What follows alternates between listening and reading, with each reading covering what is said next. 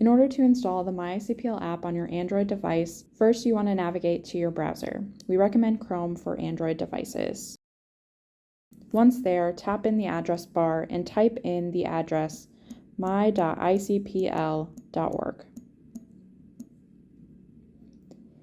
Once the site has been pulled up, you might notice at the bottom a pop-up that says Add MyICPL to Home Screen. Go ahead and tap on that and it will give you the option to install.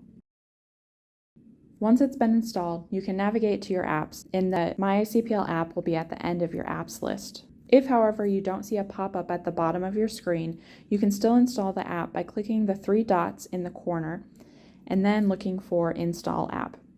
After tapping that, it will give you the option to install. Once you have installed it, you can then navigate to your apps, and the MyICPL app will be at the end of your apps list. If you need to uninstall for any reason, you can tap and hold and it will give you the uninstall option just like any other app.